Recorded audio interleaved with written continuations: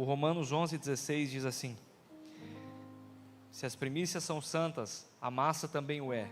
Se a raiz é santa, também os ramos o são. O que está falando aqui, o que Paulo está falando aqui, aí eu já começo dizendo para você de cara. Eu quero dar esse estudo bíblico para você, tá? Começa dizendo, Romanos está onde? No Velho ou no Novo Testamento, pastor Lucas? No Novo. Então, por favor, não venha me dizer que primícias é coisa do Antigo Testamento, que eu já começo falando uma passagem do Novo Testamento. Primícias não é coisa do Novo Testamento e nem do Velho. Pastor, agora confundiu, vou explicar. Primícias é coisa eterna. No Éden teve primícias, Jesus foi a primícia de Deus, você sabia disso? De verdade que para falar de primícias aqui eu precisaria dos 12 dias, umas 2 horas por dia, para explicar tudo. Não tenho esse tempo, vou tentar abreviar. Qual é a primícia de Deus no Éden? A árvore que ele não era para tocar. Saindo do Éden, Caim e Abel, qual foi o motivo de toda aquela bagunça? Uma oferta, uma primícia. Como é que são considerados os primeiros crentes que se convertem? Paulo chama a primícia da Caia. A primícia. Primícias são coisas eternas. Cristo é a primícia de Deus para os homens. Não se trata de uma lei simplesmente, porque quando você olhar o antigo pacto, você vai encontrar literalmente escrito uma lei de primícias. Por quê? Porque alguns valores eternos, deixa eu tentar explicar isso. Eternos que são princípios inabaláveis, eternos. Esse barulho é de Deus. Esse barulho pode fazer que não me atrapalhe, em nome de Jesus.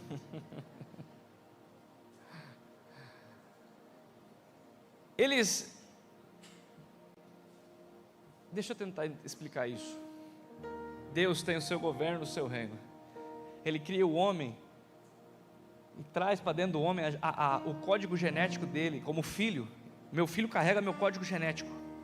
Vai fazer DNA, é filho do Tiaguinho. Não precisa nem se fazer DNA, é só olhar que já sabe.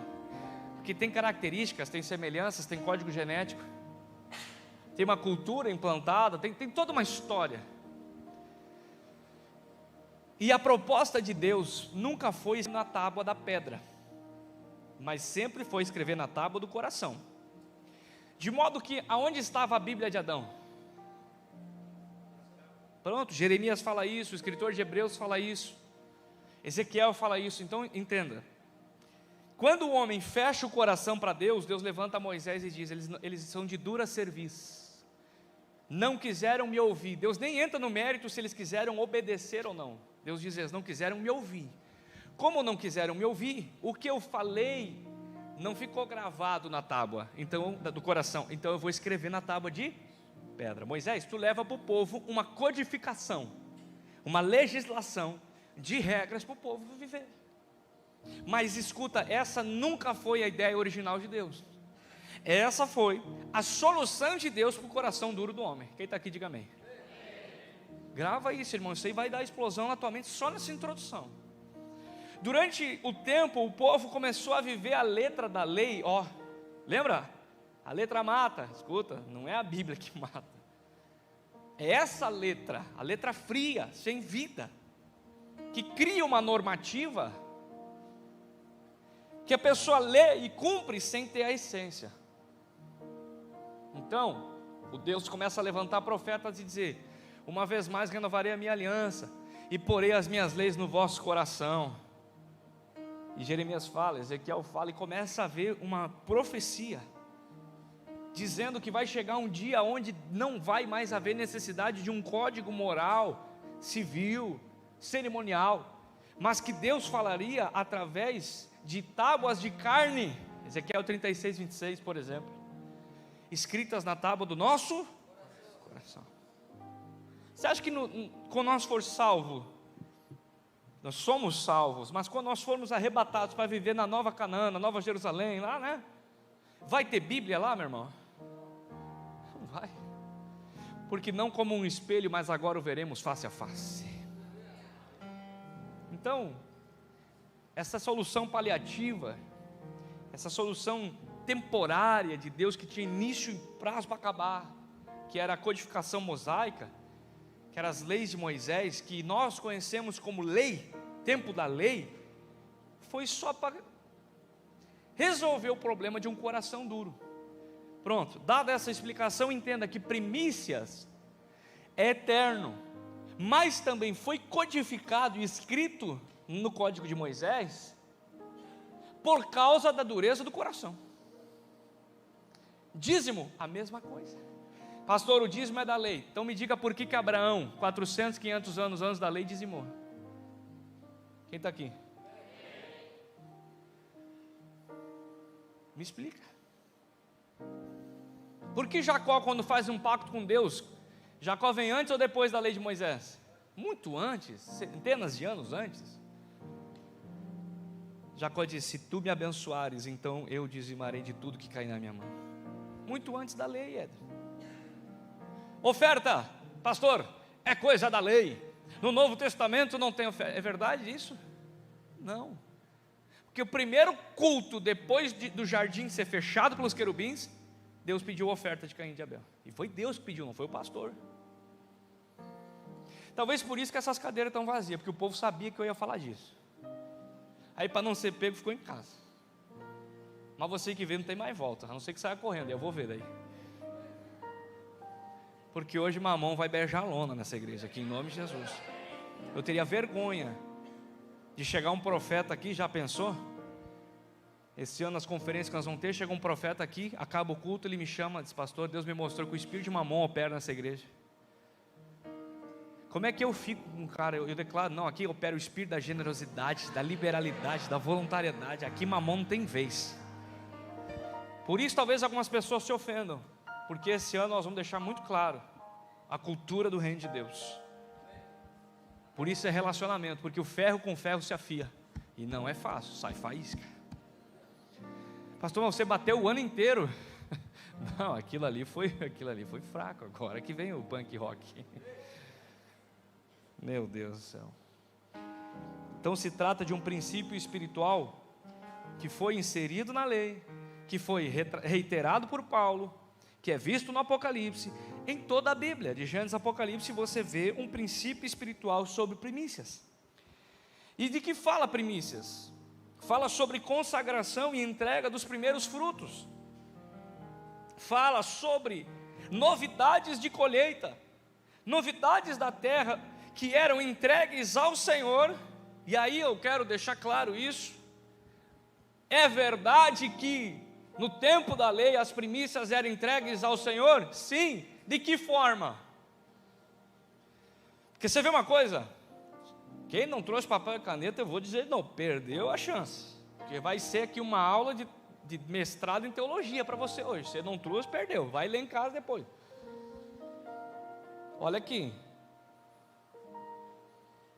Olha para cá.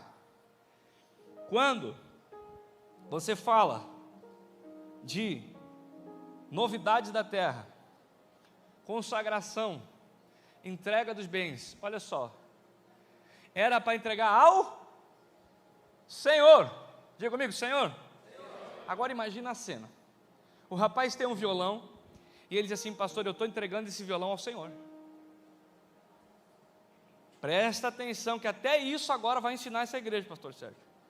Quando ele entrega esse violão ao Senhor, eu posso, como pastor da igreja, avaliar, porque imagine que eu já tenha 3 violões, mas só preciso de 1, no máximo 2, um segundo, porque se esse der problema eu tenho 2. Supondo que ele me dê mais 1, com os 3 que eu tenho são 4, 3 mais 1 dá 4, faltou aula de matemática.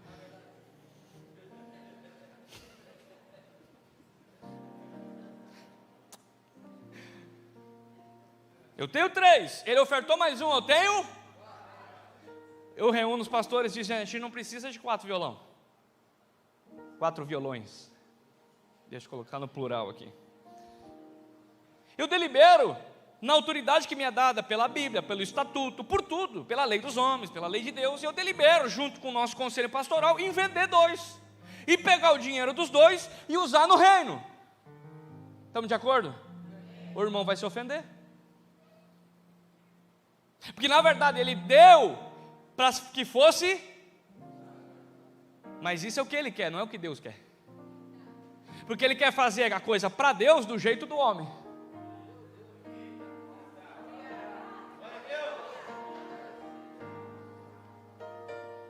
Porque quando você entrega algo e diz, faça isso, você está dizendo para Deus como Ele tem que fazer com o que tu está dando. Agora quando você diz, é de Deus, se eu quiser pegar e botar fogo, meu irmão, eu boto. E quem vai dar conta sou eu. Pastor, que agressividade? Não. Se eu for para o inferno por botar fogo na tua oferta, é eu que vou para o inferno, a tua parte tu fez. Eu estou sendo muito claro, eu nunca vou botar fogo num violão, mas é isso que a Bíblia diz. Ananias e Safira morreram por ofertar do jeito que eles queriam. 2 pessoas foram a óbito por entregar no altar uma oferta e dizer como ela tinha que ser usada. Muito sério. Nós tínhamos uma TV aqui dada pelo pastor Sérgio. Essa TV sabe onde é que está? Ele disse, eu vou dar, usem aí. Está lá na casa do missionário. Avaliei por bem que aqui ela era menos útil que na casa de um pastor que tem 3 crianças. Está tudo certo com isso, pastor Sérgio? Eu ganhei numa pegada aqui 3 bebedores de água, agora eu tenho mais um para instalar. Eu vou avaliar. Porque aquele ali agora não está gelando. Vamos consertar ou vamos instalar o outro. E daqui a pouco eu vendo aquele. Tudo certo. Uma vez a gente ganhou uma geladeira aqui, meu irmão, daquelas mais antigas que o Noé botava carne quando fazia o churrasco.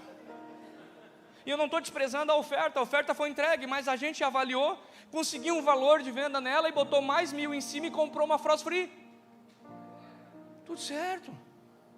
Pastor, mas não foi assim que eu aprendi. Você aprendeu errado. Talvez você veio de uma igreja onde o pai fundou, o vô fez culto embaixo da árvore. Meu pai e eu fundamos essa igreja. Se Deus falar amanhã, é do jeito dele, não é do meu. Senão daqui 20 anos meu filho vai dizer, mas quem começou essa igreja foi meu avô, quem tocou ela foi meu pai, e agora eu sou pastor e meus filhos, e aí virou, sabe o quê? Tudo menos uma igreja. Isso geralmente não é problema de pabiano, é problema de igrejas históricas, denominações históricas. Não, porque foi minha avó que começou a igreja. Aí geralmente o tio é o tesoureiro, o sobrinho é o conselho fiscal.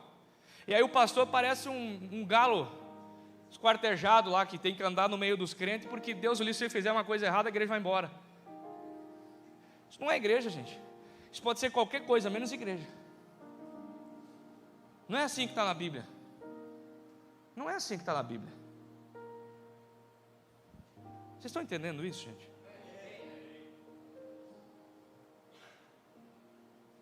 Então quando o cara diz assim, eu vou entregar ao Senhor, ele pode pegar o dinheiro e entregar.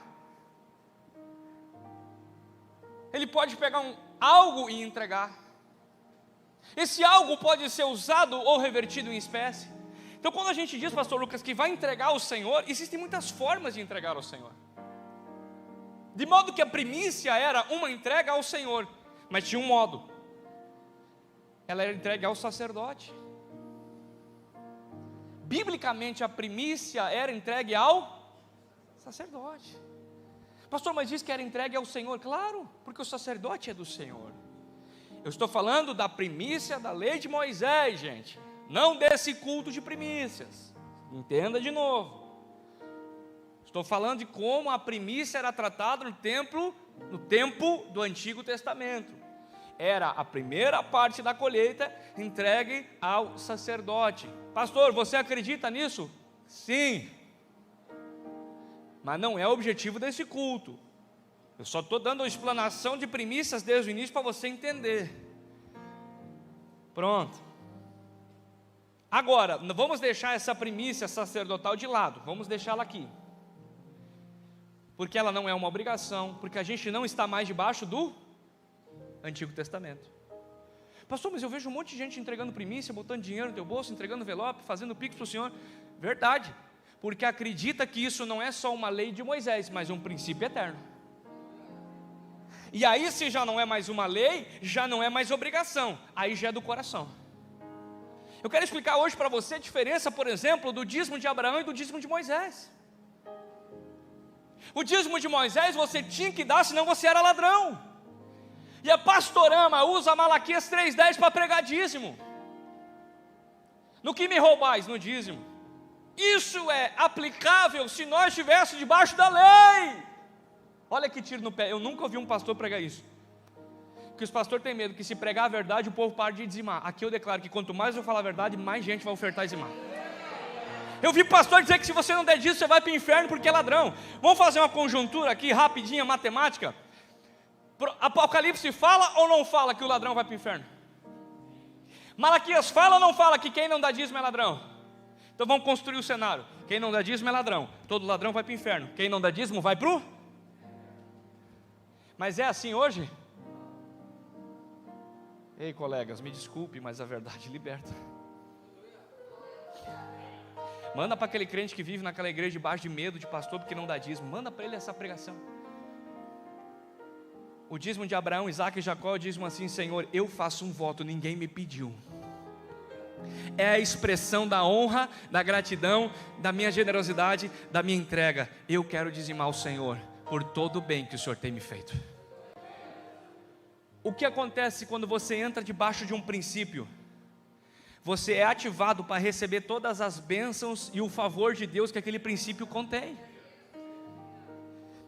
Sexta-feira acabou o culto, um senhor, batizamos no último domingo aqui. Ele chegou para mim e disse: pastor, muito simplório, como é que se faz o dízimo? Eu disse: você pega o envelope em branco, ninguém vai ficar sabendo, ninguém controla. Eu disse: mas irmão, isso é uma coisa que você pode ver depois. Ele disse: não, pastor, como é que eu faço o dízimo? Eu disse: irmão, você sabe que isso é voluntário, né? Que aqui a gente não tem nada de ficha, de nome, de nada. Pastor, como é que eu faço o dízimo? Aí eu parei, né? Eu digo: o cara quer dizimar, eu estou indo contra. Ele disse: o senhor vai pegar um envelope em branco, você vai levar para casa, você vai apurar o seu salário, faz dividido por 10 e traz aí qualquer dia desse, a gente vai orar por você. É só isso? Eu digo: só isso. É tão simples? Sim, só isso mesmo. Mas só isso mesmo. Agora, esse senhor, eu disse para ele: frisa-se, irmão, que aqui essa sua expressão de alegria, de generosidade, de honra, não é por uma imposição da lei, mas porque você deliberou isso no coração. Sim, Deus falou comigo, eu quero. Então te prepare para viver tudo que a promessa carrega sobre esse princípio. A primícia é a mesma. Ninguém, frisa-se, se algum pastor cobrar a primícia de você, me fale, vai para a disciplina. Eu nunca disciplinei ninguém aqui na igreja. Se um obreiro, líder de célula, ou pastor cobrar a primícia de você, me fale. Eu não estou brincando com isso. Primícia é voluntária, dízimo voluntário, oferta voluntária, tem que vir de Deus para o teu coração e do teu coração para o gasofilácio. O que passar disso é manipulação humana, e eu não vou aceitar. Fiquem cientes, pastores, e eu vou brigar por causa disso, porque eu não quero aqui 10 anos me tornar mais uma igreja cheia de heresia, de manipulação emocional e espiritual. Aqui não. E se ninguém mais primiciar, Deus vai mandar corvo, Deus vai mandar pomba, Deus vai mandar viúva. E se ninguém mais dizimar, a gente fecha e vamos embora para outro lugar. Sabe o que? Eu não acredito nisso. Eu acredito cada vez mais quando nós expor a palavra, Fernando, Gina, Júnior, Beto. Mas as pessoas vão entender que aqui tem gente séria, que não está aqui por um maço de dinheiro, por um dízimo, por uma oferta. Meu irmão, tem gente aqui que talvez está 10 anos ou 15 anos, ou 15 é por impossível, porque a igreja só tem 10, mas enfim,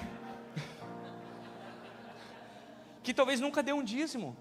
E sabe o que é mais lindo? Que eu trato ele igual o maior dizimista da igreja, porque eu não sei.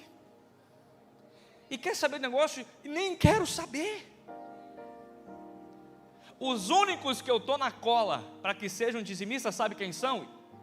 O que vocês acham? Aquela tribo ali, ó. Com aqueles ali eu não negocio.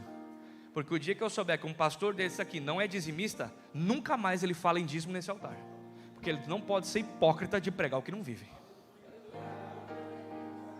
Pastor, você começou o ano a 1000. Ah, você não viu nada. Você não viu nada. E sabe por que eu tenho bala na agulha para falar isso? Porque eu vivo. Ele sabe. Como é que um cara desse aqui vai subir? E eu não estou nem cogitando, pastores, né? Vocês sabem o que eu estou falando, né? Porque o ensino já foi dado. Eu estou só dando um exemplo que vocês são maduros para poder se expor. E aí não dão dízimo e sobe aqui.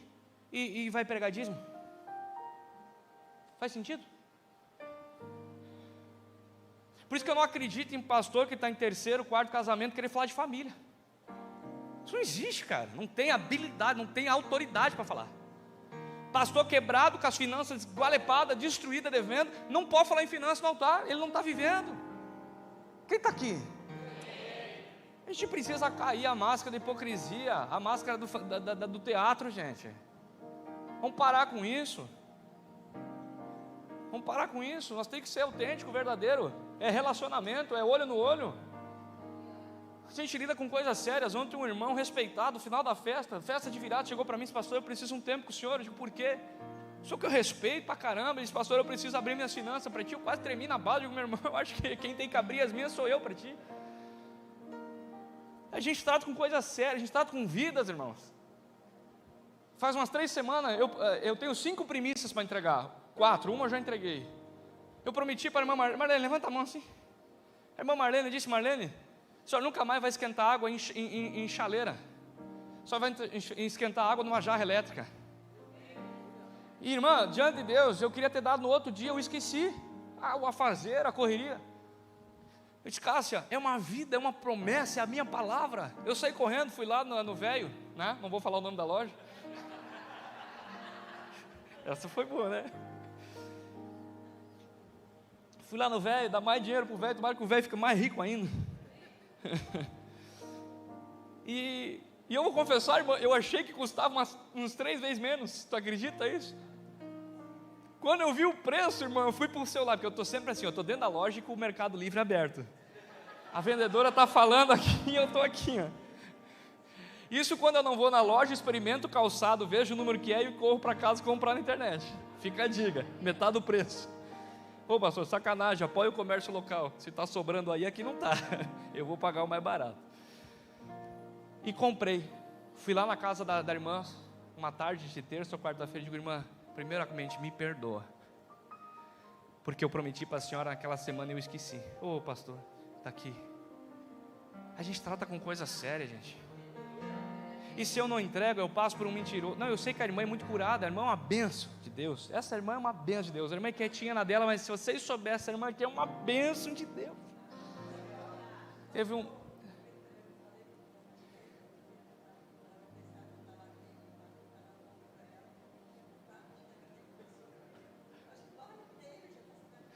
Que bom, irmã. Eu vou traduzir o que ela disse. Ela falou assim: eu falei para a minha faxineira que eu tinha ganhado para ela não achar que eu estou rica. E aí, ela espalhou o bairro inteiro, está sabendo que o pastor doa a jarra elétrica. É isso, pastor aqui não tira a jarra elétrica a ninguém, pastor dá a jarra elétrica para os membros. Aqui o pastor dá a jarra elétrica para os membros. Aqui o pastor paga para os irmãos. Quem já saiu aqui jantar comigo sabe que dificilmente eu deixo o irmão pagar a conta. Só que poucos saíram jantar comigo.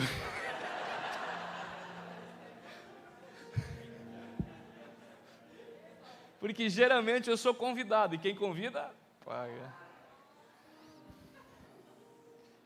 Mas quando eu convido, eu pago. Eu tenho para mim isso. Os pastores, na última reunião, pastores, eu falei com eles sobre nós termos uma mentalidade de provedor. A pior coisa que um crente pode fazer é chegar no caixa do estabelecimento e... Meu irmão, você tem que chegar no caixa já com mente de provisão. Não é mente de grandeza, de estar sobrando. Não. É mente de saber que Deus te levantou como um provedor, que vai emprestar e não vai pedir emprestado. E eu sei que crise financeira todo mundo passa. No passado eu passei uma que eu não sabia por onde sair, mas Deus proveu. É assim. Mas o que vale é a mentalidade. Enquanto você tiver uma mentalidade de dependência, sempre você vai ter uma mentalidade não de governo, mas de governado. Quando a Bíblia diz: Adão, governe, domine, sujeite. Você não é nada menos do que como diz a Bíblia, um dispenseiro. Fugiu a palavra, gente. Não é diplomata, é um embaixador de Cristo. Então esses conceitos aqui, dízimo, primícia, ofertas, votos está no Antigo Testamento. Mas desde Gênesis até Apocalipse, pessoas fizeram votos e pagaram. Quer ver um voto? que Paulo fez? Rapou a cabeça. Eu quase fiz esse. Quase. Ia começar o ano de cabeça rapada. É um voto, pastor Deide. Pastor Deide fez um voto. Posso falar? Ou fica muito exposição? Pastor Deide faz 4 meses. Ele fez um voto. Ele disse: eu não vou comprar nada até fevereiro de 2023. 6 meses eu não vou gastar 1 centavo em compras. Um voto que ele fez. Num culto aqui. Nem todo voto é um voto financeiro. Quem está entendendo? De Gênesis ao Apocalipse tem voto. Agora, na lei fala em voto? Fala. Por quê? Porque Deus viu que era um princípio espiritual e trouxe para o povo. Agora, a lei passou, o princípio espiritual não passou. Por isso, a lei passou, o dízimo não passou. A primícia não passou. O jejum não passou. A oração não passou. O voto não passou. Pastor, você fala bastante sobre 5 ofertas. Falo e pratico. 3 eu já falei: primícia, voto e dízimo. Qual a quarta? Oferta. Oferta é deliberação de um coração voluntário. Oferta é a expressão monetária da gratidão. Oferta é você vir para o culto e dar uma oferta, Pix, cartão ou dinheiro. Pastor, e a quinta? A quinta é esmola. Eu pratico esmola. Essa semana, de novo, procurei um cara importante da política de Arroio do Meio, chamei ele, mandei um Pix, disse: reverta para a família lá que está assim, está passando por um câncer. E expliquei ainda. É um grande político de Arroio do Meio, disse: eu tenho um voto pessoal, minha casa e eu, nós todo mês abençoamos uma família necessitada. Quero ganhar ele para Jesus, provar para ele que aqui o negócio é diferente. Esses são os 5 votos que eu pratico. Diga comigo: oferta, dízimo, primícia, voto e esmola. Esses são os 5 tipos de contribuição financeira que a Bíblia fala. Mas todos eles, diga comigo, todos eles são voluntários. Posso avançar? Está compreendido? Se primícias não fosse algo importante, Deus não teria feito no calendário do povo de Israel uma festa, uma solenidade. Êxodo capítulo 23, 16, dizendo: festa das primícias. Só leva o nome de uma festa aquilo que é importante. Em Êxodo 23, 16, Deus diz: vocês vão parar e vão festejar a festa das primícias. E diz assim: solenidade seja entre vós perpetuamente. De tão importante que era a entrega das primícias, Deus criou uma festa. Êxodo 34, 22, quem está aqui, diga amém. Também guardarás a festa das semanas, que é a festa das primícias da colheita do trigo, e a festa da colheita do fim de ano. Êxodo 34, 22. A Bíblia continua, olha isso, Deuteronômio 26, 10. Eis que agora eu trouxe as primícias do fruto da terra que tu, Senhor, me deu. Olha o princípio da primícia. Cutuca o teu irmão e diga assim: não te distraia. Você nunca ouviu isso, e tão cedo não vai ouvir de novo.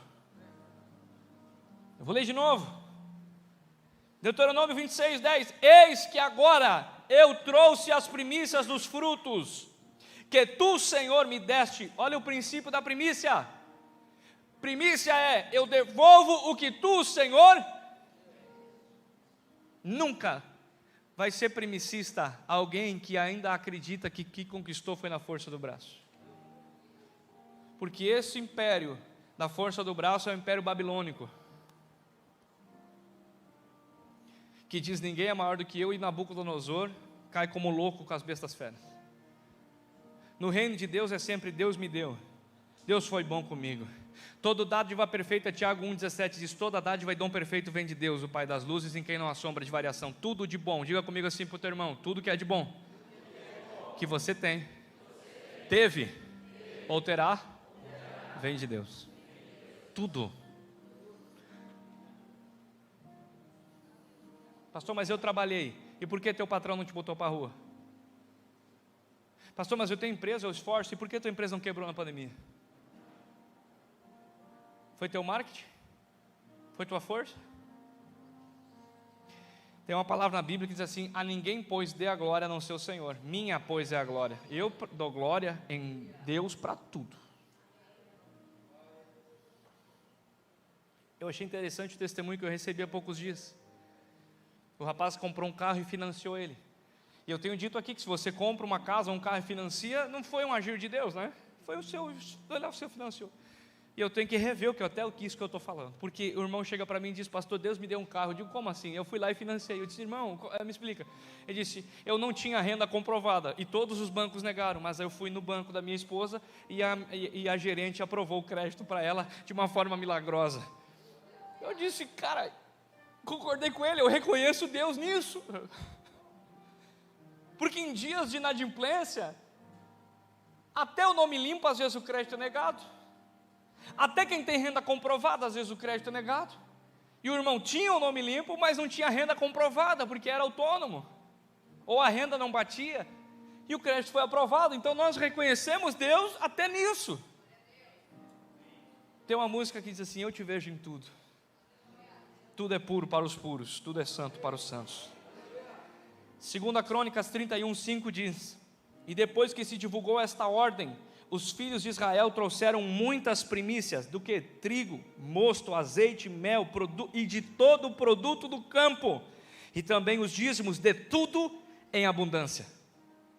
Por que é do fruto do campo? Porque na terra, meu irmão, ninguém trabalhava por carteira assinada. Na época, o pagamento, não sei se você teve aula de história lá, era o escambo.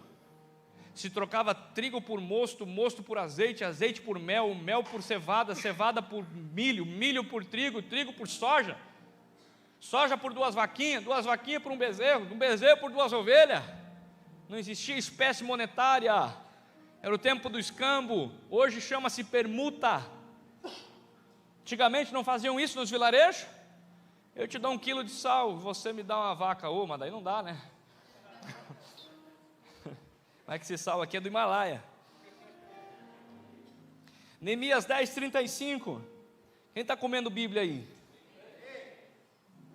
Também traríamos as primícias da nossa terra e as primícias de todos os frutos das árvores à casa do Senhor. No tempo do avivamento de Neemias, uma das marcas foi o retorno à palavra.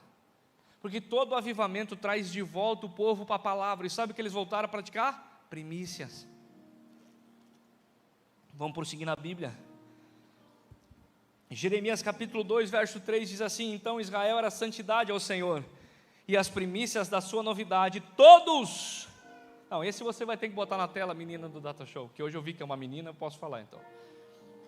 Aquele dia eu não sabia se era menino ou menina. Bota aí Jeremias 2:3. Você vai ler comigo. Não posso ler sozinho isso. Preciso de alguém que leia comigo. Jeremias capítulo 2, verso 3. 2:23. Vai dizer o seguinte. Perdão, 2:3. Até eu me confundi aqui agora. 2:3. Você que está em casa. Jeremias 2:3. Então Israel era santidade ao Senhor, as primícias da sua novidade. Todos os que devoravam eram tidos por culpados, e o mal vinha sobre eles, diz o Senhor. Olha aqui, o próprio Deus faz uma analogia, uma alegoria, dizendo: Israel é minha primícia, quem comer a primícia, o mal vem sobre ele.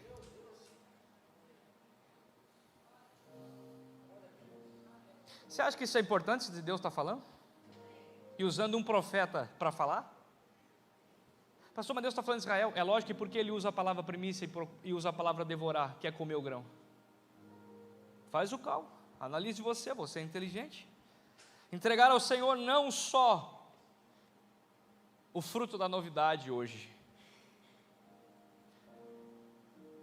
Porque o que aconteceu, e aqui eu vou encerrar, para nós praticar primícias aqui. Eu encerro com essa aplicação prática do ensino. O que liam, pregavam.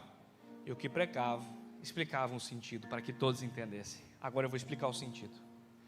Com o passar do tempo, a lei de Moisés, ela começou a se tornar escute, regrinhas que as pessoas, os fariseus, os saduceus cumpriam de qualquer jeito. Então, por exemplo, você vai ver Deus dizendo: vocês me dão dízimo do endro, do cominho e da hortelã. Você já leu isso? Vocês sabem o que significa isso? Quem sabe? Vou explicar. A casa do judeu tinha, certas vezes, ervas crescendo ao pé da casa. O judeu, ele era, porque as pessoas falam mal dos fariseus, mas não entendem que os fariseus, eles só faltavam a essência, mas na forma eles eram perfeitos. Eles praticavam tudo, só não tinham o coração. Por isso Jesus disse: vocês me adoram daqui para fora, mas dentro está podre. Então Jesus elogia dizendo: daqui para fora vocês fazem tudo certo, mas daqui para dentro está tudo contaminado. Porque eles só viviam a forma, não a essência. Quem está aqui, diga amém. Eles eram tão fiéis a Deus no dízimo, que se nascia hortelã na horta, eles davam o dízimo da hortelã. Se nascia cominho na beira da rua, eles arrancavam 10% do cominho e davam. É isso que significa. Se nascia endro, eles tiravam 10% do endro e davam a Deus. Cutuca teu irmão e diga assim: ei. Cutuca, diga: Jesus mandou a nossa justiça ultrapassar dos fariseus. E a gente está achando que isso é coisa fácil. Imagine você que se o judeu tem um pé de laranja e nasce 10, uma laranja ele dá para Deus. De tal ponto que ele era fiel. Aí vocês me digam se o dízimo é de Deus ou não. Se a primícia é de Deus ou não. Se a oferta é de Deus ou não. Você tem um Jesus na Bíblia dizendo: o fariseu estabeleceu um padrão. Se você não elevar o padrão, você jamais verá o reino de Deus. Mas qual o problema do fariseu então, pastor? Por que veio a graça? Por que Jesus então agora, ele cumpre a lei e parece que a lei ela não tinha mais sentido? Por isso, porque eles estão fazendo tudo na forma, na estrutura, daqui para fora, mas perderam a essência. Deixa eu falar para você, encerrando. Todo o princípio, mandamento e ordem de Deus tem um cunho pedagógico.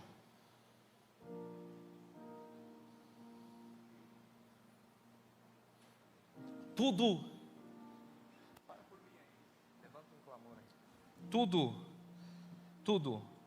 André, que Deus mandou, tudo que Deus ordenou, Deus está querendo ensinar algo. Por exemplo, Deus diz para você, judeu, que vai passar o deserto: não coma carne de porco. Há quem pense que Deus está proibindo o povo de uma fartura, de comer aquela delícia que é a carne de porco. Sabe o que Deus está fazendo com o seu povo? Guardando eles de intoxicação alimentar, porque não tinha geladeira, não tinha freezer. Se eles comessem carne de porco no deserto, iam todos morrer de intoxicação alimentar. Deus diz: não come. O religioso acha que Deus é mau porque proíbe ele de comer algo bom. O filho que conhece o coração do pai entendeu que Deus estava livrando eles de morrer por intoxicação alimentar. Eu nunca preguei sobre isso aqui, mas eu vou dar uma pincelada. Quando Deus fecha o jardim para Adão, Deus não está sendo mau, Deus está sendo bom demais. Por quê, pastor? Deus tirou o Adão do jardim e fechou. Imagine o seguinte: quantas eram as árvores que tinha lá? A do conhecimento do bem e do mal e a árvore da vida, sim ou não? Ele come da árvore e cai, sim ou não? Sim. Deus fecha para quê? Para que ele não volte lá e coma da árvore da vida caído.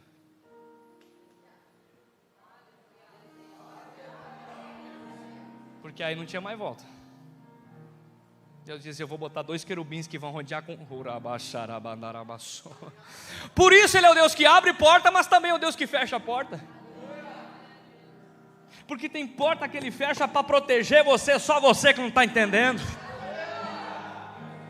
Pastor, mas Deus me proibiu de comer carne de porco. É claro, Ele não quer que você tenha que ir para um gastro, meu filho. Eu estou falando espiritualmente falando. Mas fechou porque Ele te livrou. Ele ensina, Ele aplica o mandamento para cuidar de você. Quem acha de verdade que o dízimo é porque Deus quer o dinheiro de alguém, ou porque os pastores precisam do dinheiro de alguém, ou porque... É só um carnal que pensa assim. O dízimo, biblicamente falando, é uma oportunidade de Deus, de você expressar gratidão, generosidade, e plantar na terra mais fértil que o mundo jamais conheceu, que é o reino de Deus. Isso a Bíblia fala. Eu disse, eu não tenho tempo, eu passaria 12 dias pregando para você aqui. Eu vou lançar um livro sobre finanças à luz da Bíblia. Editora IPAB, viu? Vou. E você vai ver e ler coisas que nunca você leu. Por que, pastor? Porque só você sabe? Não, porque os pastores têm medo de falar, porque se fala, ficam com medo de perder o dízimo. Como eu não tenho esse medo, eu posso falar. Se Deus quisesse, Ele salva o maior empresário de Lajeado, e nós abrimos uma igreja por semana. Por que Ele não faz? Porque Ele deu o padrão. Quem está aqui, diga amém. Qual é o padrão? Provérbios 6, olha para formiga. Não é uma formigona levando um galho de árvore inteiro nas costas, é 300 formiguinhas levando um galinho cada uma.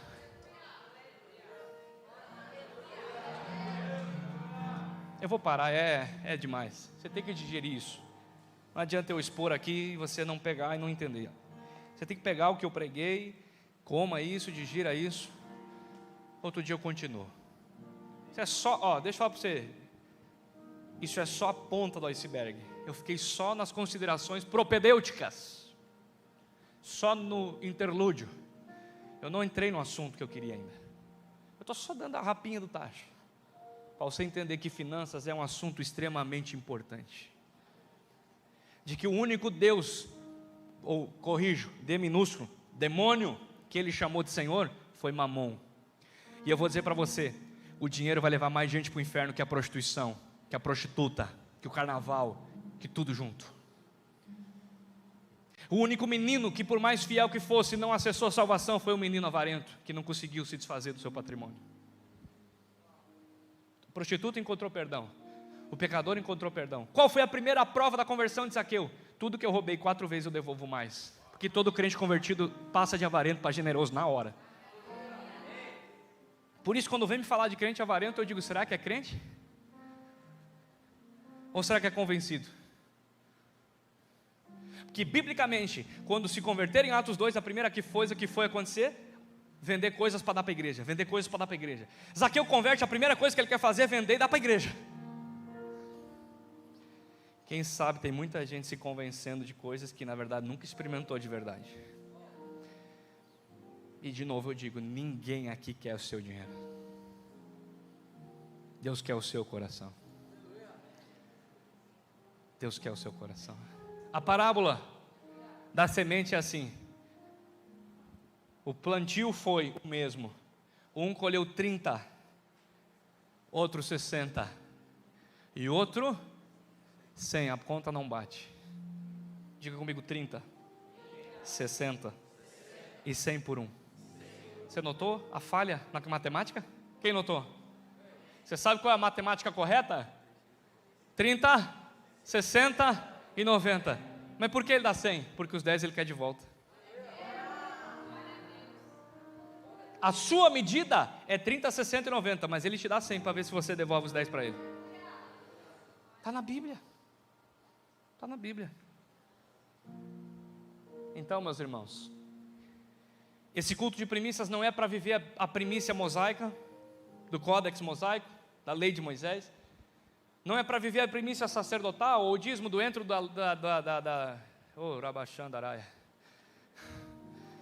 do cominho e do endro e de tudo o resto. Essa primícia é para nós pegar o princípio eterno, a essência do coração de Deus, que é o que, meu filho? Vamos ver se vocês são bons de Bíblia lá na célula do Bola Cheia lá. É lá em cima, perto do campo lá, né? Eu esqueci o nome daquele bairro agora. Bela Vista. Bela Vista. Qual é o texto de ouro da Bíblia? Texto áureo da Bíblia, considerado pela teologia. Quem sabe? Pois não, pastor Zés. João 3,16 é o texto de ouro da Bíblia. É o resumo cristocêntrico de toda a Bíblia. Porque Deus amou o mundo, sim ou não? Qual foi a prova do amor dele? Fala comigo. Não, numa palavra. Qual foi a prova do amor dele? Deus amou o mundo de tal maneira que deu. A prova de amor é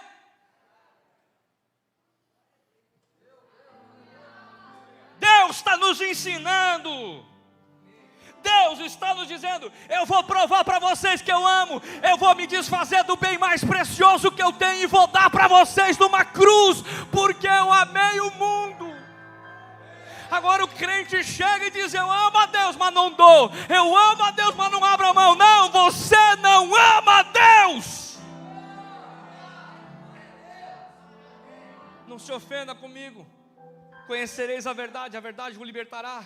Se você ainda tem apego excessivo ao dinheiro, quem talvez está governando suas finanças não é Deus, é Mamon. Se hoje você não conseguiu comprar um presente, talvez por correria, ok, mas se o teu coração se fechou e disse: é palhaçada, pastor, isso é modismo, cuidado, cuidado. Eu estou sendo um amigo profeta agora, e não um profeta amigo, muito mais um amigo profeta do que um profeta amigo. Cuidado. O teste de Jesus é para todos. Jesus não queria o dinheiro do jovem rico. Jesus queria o coração dele. Mas ele fez um teste. Posso falar uma coisa? Deus testou todos, irmão Éder. Deus testou Adão, Adão falhou. Deus testou Caim e Abel, Caim falhou e Abel passou. Deus testou Abraão quando o rei do Egito prometeu dar toda a riqueza do Egito na mão de Abraão, e Abraão disse: não, porque se um dia eu prosperar, quem vai fazer isso é o meu Deus e não o governador do Egito. Todos passaram por uma prova, um teste, uma calibragem, um aferidor de medidas. Todos, até Jesus. Pastor, até Jesus? Sim. Hebreus diz que ele em tudo como homem foi tentado. E quem sabe Deus não criou essa festa de primícias para provar o nosso coração. E quantos de nós sairão daqui por aquela porta aprovados, não por mim, querido, mas pelo Senhor? Quantos será que hoje falharam no teste, reprovaram, porque desconsideraram um comando de Deus dado ao pastor e do pastor à igreja? Ou será que isso foi invenção minha, pastores? Ou será que eu tirei isso da minha mente fantasmagórica, utópica, de uma quimera ilusória, e criei um culto porque eu não tinha mais outra coisa para fazer, eu não tinha outra palavra para pregar, eu criei o culto de primícia para ver o que dava? Não. Eu sei o que eu tenho ouvido de Deus. E uma das coisas mais importantes que eu tenho ouvido é isso: nós precisamos ser generosos. Nós precisamos, preguei ontem lá na virada, voltar a elevar o padrão para a cultura do reino, para o padrão do reino, de maneira clara, bíblica, sem manipulação. Agora eu vou afirmar para vocês, encerrando: Deus hoje testou nossos corações. A minha oração é que nós saiamos daqui aprovados para um ano inteiro de colheita, porque é isso que primícia é. Eu te entrego a novidade, eu te entrego o primeiro, para que todo o resto seja por ti abençoado. Você lembra Romanos, que eu comecei o culto? Quem lembra? Se a raiz é santa, os galhos também são. Se a primícia é santa, a massa também é. Sabe o que Deus está dizendo? Se eu tiver a tua primícia, eu tenho tudo de você. Você pegou isso? Se eu tenho a tua raiz, eu tenho também os teus galhos. Se eu tenho a tua primícia, eu tenho também a tua massa. Mas se eu não tenho a tua primícia, eu não te tenho. Se eu não tenho o teu dízimo, eu não te tenho. Se eu não tenho o teu dinheiro, então eu não te tenho.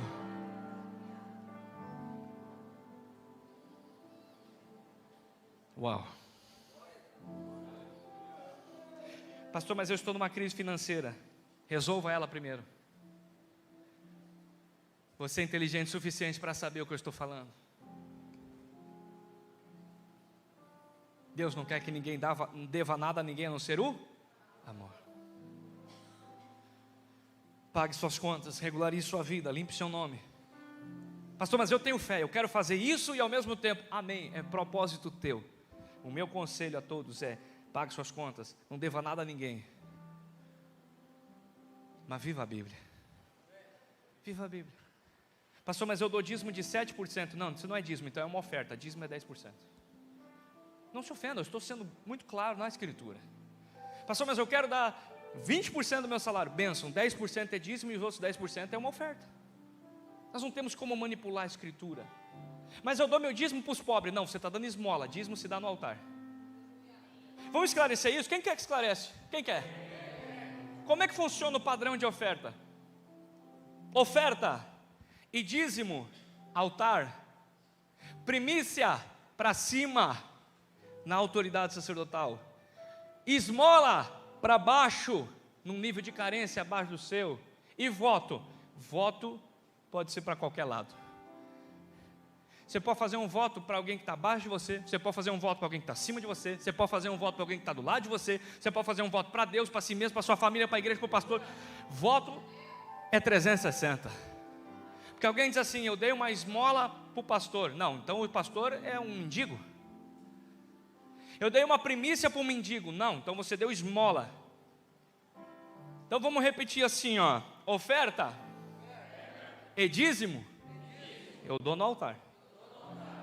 Esmola para baixo. Primícia para cima. E voto para todo lado. É isso. E o que passar isso é procedência maligna.